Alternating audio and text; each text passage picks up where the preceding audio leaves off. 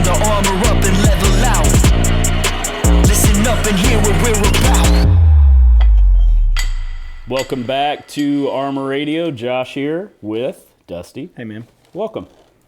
How you doing? Good, very good. Today we're talking about fitness specifically by the decade. We'll call it Decades of Fitness. It's going to be a series where we discuss what it's like or how fitness changes from, we're just going to go ahead and say that up until you're 30, everything's great. That's the assertion that we're going to make. Until you're 30, everything's fantastic. You can do whatever you want. You can one rep max it every day. Go nuts. About to do, just anything. Yeah, you're probably going to get some type of probably eat whatever result. you want and probably get away with a lot of those things as long as you're fitnessing enough. But we're going to also make the claim that at 30, things change, and then at 40, things change again, and then so on and so forth. So by the decade, just today, we're going to be talking about fitness in your 30s. Can you tell me one of the main things that you think of, and I'm just confronting you with this right now, one of the main things that you think of that you can remember when you changed over when 29 and then you're 30? Responsibility. Ooh, take me through that. I think at 30, it's for me, it was a very sobering age to where I'm like, I got to get my stuff together, my life. You kind of reevaluate, all right, here's where I am at. I'm either in a good place or maybe moving to a good place. Okay. Or is this life in general or is this fitness? The life and fitness. Okay. I think it's just, you're starting to realize that you're not as young as you used to be, but you're not old. So you're just kind of at a crossroads, and it's still, you've got time. Time is still on your side at 30, where if it's not been going good, you got time to change it. Okay. And you're probably not going to have too many residual things that, hang on that you carry over into your 30s from your 20s. Tweaks and pulls or little lack of range of motion here and there, we can clean those up pretty quickly. Yeah. I mean, I think if it's a good age to reevaluate and say, all right, I'm doing this. Is this a time where, like I just said before, you kind of get away with just doing whatever and probably still getting pretty good results of it? In your 30s? Before you get to your 30s. Yes. And then when you get to your 30s, do we start to see the need for more, maybe structure might be the correct word for it, better programming maybe? Yeah, and I think that, I think every year that goes by in your 30s, it requires a little bit more of planning, and the programming is going to matter. How much of that is life? In your 30s, a lot of times the family starts to come in and then exactly. I think that's the big one in your 30s. Is that's typically when those, like I say, responsibility things start to creep in, where you're normally into a career, so you've got that you're juggling, and then it potentially could be kids, it could be marriage. So there's just some new variables that are mixed in. So the body cooperates pretty much the way you would expect and the way you would want if you're doing, we'll say, the base of the pyramid kind of things. But you're saying that now there's other variables outside of that impact the physical part. Stress. And if you got kids, there's going to be probably a lack of sleep.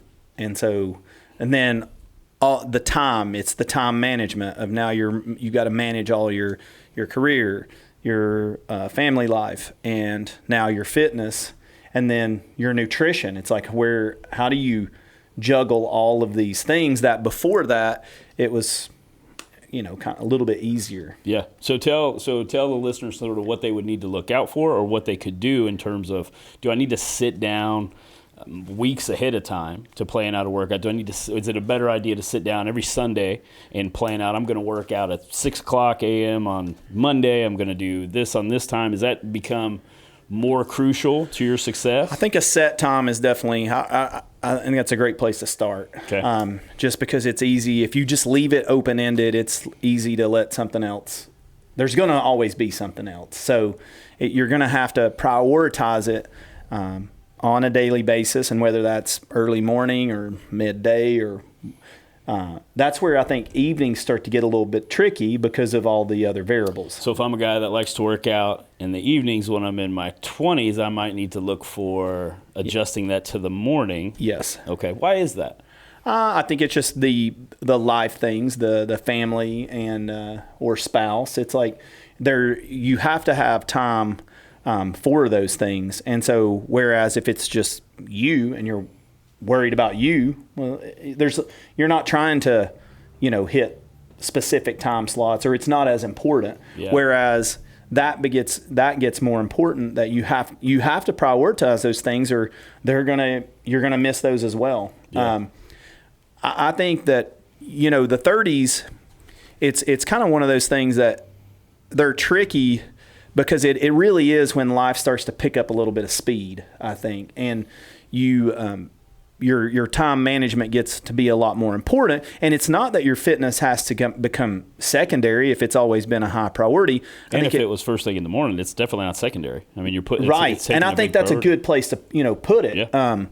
Or if you're in a job or career where you can block out time during the day, that every day you're going to be able to hit that time, then I think it just has to be, you have to put it on the calendar. Okay. And then that way, nothing else can creep in. Going back to the programming part of it, I think when you start to get in, even if you're somebody who enjoys maybe writing your own program, it's one more thing that you're having to juggle, So it's like in this day and age where there's so much available and so many options and coaches and just really good programs, it's like that's one less thing that you could be doing. Yeah. It gives you structure rather than winging it. Hop on a program, and that way you can show up and focus on the actual movement part of it, and not on all the planning part of it. Are you okay with the stock programs that I could get on and follow an app that just kicks out the day's workout for everybody everywhere? Or would you like it to be more, get a coach that can program exactly what you need? Does it matter more in your 30s versus your 40s? I think it matters if you are in your 30s and you were somebody who was in the gym and training and very consistent in your 20s. It's going to matter more that you have a coach and have somebody that's planning your programming for you. If you're somebody that you're just looking to try to get some consistency in your 30s, and now the gym is kind of like a new thing that you're wanting to incorporate in, then I think it's like you can be a little loose, on the type of program. You could get into something that's a little bit more cookie cutter, so to speak. And you're going to see results because of the consistency. The main part for you is the consistency. So I think that comes to experience, So we got may need to start putting it on the calendar. Sounds like one of the first things. Definitely put it on the calendar. May need to adjust the workout time. So instead of, I know that I'm going to get it in because you said my responsibilities aren't quite so demanding too, where I have more responsibility, I have to set up a specific time when I have to get it in. Talked about getting some programming, right? Not having to have the cognitive load of that, unless maybe you just love to geek out on it. What about, we talked about the pure effect of being able to do as much intensity maybe as I wanted when I was in my 20s. Does that change a lot when I get to my 30s where I could still throw 800 pounds on the bar and just go at it? Or does that really start to change considerably? I don't think it starts to change until your late 30s. Okay. So I think early on, you're not going to notice that much of a difference. When do you start to, what are the signs that I've started to notice that in my later 30s? I think for me, like tweaks and pulls? Is it tweaks and pulls, recovery, that you just you don't feel like you're recovering from would that your be workouts? Motivation too? Yeah, and because I think it's, again, it's all the other variables that are now that you're juggling. So it's not so much that the physically body is failing you, it's that your schedule is so compromised elsewhere that it becomes a problem. Maybe you're not sleeping as much as you were. Maybe the nutrition's taking a hit and you're not paying attention to the other variables as much. Yep. Okay. And I'll tell you, one of the big things that I noticed was, I thought early on when my kids were young that was like a hard season. It's like once you get them, you get them to a certain point where they can feed themselves and you're not changing diapers and those type of things, that things get easier. And I think they do to some degree, but then you have new variables that you're incorporating in because now they become become super active. So now you've got practices and games and all these other things now that you're doing. So, but none of those happen at 4 o'clock in the morning. No, they're not. But that's where the evenings get tricky. You know, it's like when school gets out, it's like Katie bar the door. You know, it could be on until 9 o'clock that night. But that's why I think a lot of people will choose in the morning because the family theoretically could be asleep. Yeah. And you could be doing your time, your fitness, your health, when not interrupting any activity of the rest of the responsibility. And you're just laying a good, foundation to your day with a win. You know, it's like you get a win right out the gate. And I think that's why the mornings it's popular. And if you come into the gym and you look at the kind of demographic of the folks in the gym at that time, it's typically those like 30, 40 ish year old, individuals. It's those people that are kind of in that just stage of life. We talked about the this responsibility that might surround it, but what about the other things that might surround the gym in terms of maintenance? When in my 20s to my 30s, is there really a lot of maintenance that has to happen via mobility, via foam rolling, any of the you could call them corrective exercises, prehab, rehab stuff, and then does that become more critical when I'm in my 30s? I think it does for sure. Yeah, okay. I think 20s. It's one of those things where your body's pretty resilient and you recover without much work or effort. Extra effort. Yeah. Yep. And then I think in your 30s, you definitely, I wouldn't say that you have to be doing it all the time, but I think you notice that when you do incorporate those things in, you feel better. What are some of the activities that you like to do for recovery that you would recommend to somebody who's now they're 35 and they're like, I'm a little less motivated, or I'm a little more sore? What are things that you would recommend, maybe as a daily habit? Things that I think are just really good that get me feeling good is, I foam roll every single day. Okay. In foam rolling, a lot of times you'll hear some of the directives is roll your quads because they're the biggest muscle in the lower body, roll the lats, biggest muscle in the upper body. Are those critical points that you have, or are you more, you have tight X, do X all the time? It's kind of how I feel, depending on how I'm feeling that day. If something's tight, then I might roll it a little bit, and then I start to mobilize it and just kind of loosen it. And is that the order of importance that you would go in? I would roll, just say the quad, and then I would couch stretch, or what I would do, whatever from there? Yeah. Okay, got it. And I think, one of the things that I incorporated definitely more in my 30s than I did in my 20s was just I ended my day with some stretches. Okay. And it could be that, I was sitting in saddle position or it could be a multitude of things, but I had something, 2-3 stretches that I did every single day, kind of at the end of the day. Is there a restorative pose that you would recommend that you just like? So if I feel pretty good, but maybe I don't know that I could feel better, and then if I put this thing in, I might. Is there positions that you think are better than others? Well, I'll give you one of mine. I couch stretch every single day, no matter what. Yeah, I like saddle, and I like frog. Okay. So I hate that. Those are two that but I have tight hips. That's why I hate it. Yeah, I can't stand that. Okay, got it. That's the most uncomfortable one, but that's a good one. Those are two that I like, kind of my go-tos. Okay. Okay, I probably shouldn't need to do that one a little bit more often. I rarely do that one because of the discomfort. Well, couch is one too. That's it's a really good one, but I don't particularly love the couch stretch. Right. What about the restorative position where you're very passive? So you've seen athletes that'll lay on their back, throw their feet up on a wall, lymphatic drainage, and so on and so forth. I think that's a good one, and I think just laying on your back, man, and just practicing breathing. Just it could be some breath work. Yeah. And just, a little bit of decompression. Do you put a clock on this? So you're like, hey man, if I can get 5 minutes every single day, if I could get whatever the time may be that you think is a in a good idea, or does it even go there? I try to do 8-10 minutes. Do you? Okay. Yeah. Got it.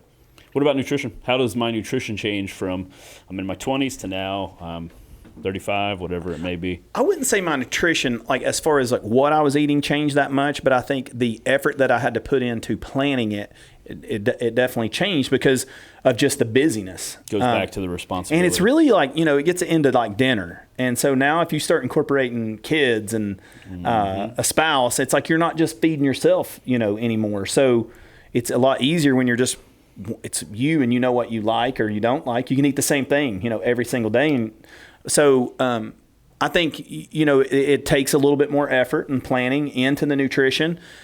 But I think it just is one of those things like you're set up in a better position for success in your 30s if you've already got that foundation in place in your 20s. If it's something that like you're building from the ground up, it can be really, really difficult. So if you're in your 20s today, start practicing some of those things where you may have more responsibilities, different time training. I think one mistake that I see a lot with folks with kids is they start overeating because they're eating the kids' food. I was going to ask you, so I have a 20-some years of training. Athletes will usually come back, well, my kid won't eat that. Yeah. What do you do in that circumstance? Or does I don't that let come my up? kid get up from the table. I'm like, okay, you're going to eat it. Okay. Or you're going to sit here all night. So this is if you made whatever you make at night, it's fish and vegetable. Do the kids get a special meal, or do we all get the same thing and you eat it? Yeah, we all eat the same thing. Okay. And if there's a compromise made, the compromise would be made then you're going to eat all your protein, and then you can get up from the table. We know that protein, the way that the body utilizes protein, actually, it becomes worse as we get older and we need more of it. Yeah. Do you find that a challenge to get in the daily protein requirements? And I'll let you answer that first. I don't, but again, that's because I had it in place. Yeah, okay. So, but I can definitely see how if you're not used to eating 200 grams of protein every day and you've been eating 100 and now all of a sudden you're trying to grab you're doubling your protein intake, that can be like now you're about 1 amount. gram per pound of body weight per day. Yeah. Okay, so what if I'm somebody that's, again, I'm 35 years old, I'm 200 pounds, and I want to put muscle on or preserve muscle even. You'd probably recommend somewhere around that. I do if you're trying to build muscle. Okay, yeah. So if that's the case, but I'm not doing that, what are some tricks that I can maybe use to start doing that in my 30s? Well, so one of the first thing is I will try to get a baseline of where are we? Okay. And not just off of where you think you are, but like in reality, are you think you're getting 100 grams? So we need to track this for a few days and let's actually see, are you getting 100 grams with kind of the because they might approach? be wrong. They could be. And I would say a lot of times, more times than not, they are wrong. If you're not tracking, you probably are. Yeah. And if you've not done that before, you just don't know. And be really clear about it. Tracking means I'm weighing the food that I'm going to eat, and then I'm writing that down. I'm not just thinking this No, is you're what not I'll just you're actually weighing and measuring your food. Yeah. And I think it's a really good I think it's really good for people to do that for a little bit, just so that you can get a better understanding of like, what does 20 grams of chicken look like, or what does 35 grams of, meat look like? Yeah. Because what you think it looks like and what it actually may really look like, it could be vastly different. So it helps to just, I think, clear up the portion issues that maybe sometimes we have. So I think then it's established where are you in real life? Like, what is your protein intake? And if it is, let's say it's 100 grams, and we're trying to get to 200. We can't just say, all right, I need you to double all the. You could, but it probably isn't going to go well. Exactly. Yeah. It's just going to. It's such a mountain that it's going to be too steep to climb. Are you good with like, okay, well, that's what I'm getting today off of real food? Are you somebody who would say, do we need to add shakes in, or are we somebody who needs to get a meal service like a Just Meats, and then we could stack that on top of there, or is it any and all? I think it could be. I think one is identifying like what Is the challenge that you're running short on time, like you don't have maybe the ability to prep more food, and so then that's where a meal service, maybe it's a time thing, and you're just like, I'm maxed out, I don't have the time to do this. What if it's that it could be protein shake, it could be protein bar, maybe. Yep. What if it's not that? What if it's I just don't think I could eat that much? Is there a way that you could start to trick the system? Well, I think that's where you just kind of we would incrementally try to increase it. Maybe go 4 ounces more meat. And let's see if we could let's get to 125. Okay. And let's get to 125 consistently, where we feel like, all right, we got that down. Then let's try to move it up to 150. And just let's incrementally try to move the needle up just a little bit at a time. Give them time to adjust to preparing it, or just really getting the game plan on how do you get that every day. Is it harder to stay lean or get lean after 30? 30 to 40? Or is it about the same? I would say, like, I think it goes back. Your 20s are like, man, it's the foundation years, It's kind of like you don't want to blow through the 20s and go, I can do whatever. Yeah. Because it's really going to set you up for 30 and 40, how those years go. So if you're trying to get lean in your 30s. For the first time. It can be challenging, Yeah, very true. I think if you've been lean and you already kind of know what that looked like and how you got there, it definitely sets you up for more success. I think once you've gotten to a point where you've felt good about your fitness, it's like, for me, the maintenance part of it is, I wouldn't say it's easy, because you still got to do the work. Yeah. But it becomes just so ingrained, into you that, like, it's not really work. It's not, because it's just you've programmed your day to just, it's not one more thing on the calendar now. It's like what I do. It's my meals are. I know what my meals are going to look like. I know when they're going to happen. Yeah. And I also I know when my portions, and it doesn't matter whether I'm eating out or, that stuff, those variables, you can throw all the curveballs in, and it's like, it's okay. I've learned to navigate, through that. So even if I'm in my 20s listening to this podcast right now, even if I could get away with murder, still be strong as can be, ripped out of my mind, it still would probably be a really good idea to start building into better habits. And I think it's definitely the deeper you get into your 20s, like as you start getting on the other side of 25 and you're creeping into the late 20s, I think that's a great time to start really looking at laying that good foundation in place, because that's going to carry over into your 30s, and it definitely sets you up for a lot better success than you trying to figure it out when you've got all these other variables now that are, in the mix of life. So let's talk about strength real quick. Does strength go down as you get older? We'll say into the 30s, not as you get older, but when I'm in my 30s versus my 20s, does strength go down, or do I need to do more things to maintain my strength? No, for me, it didn't go down. Okay. And actually, for most of my 30s, increased.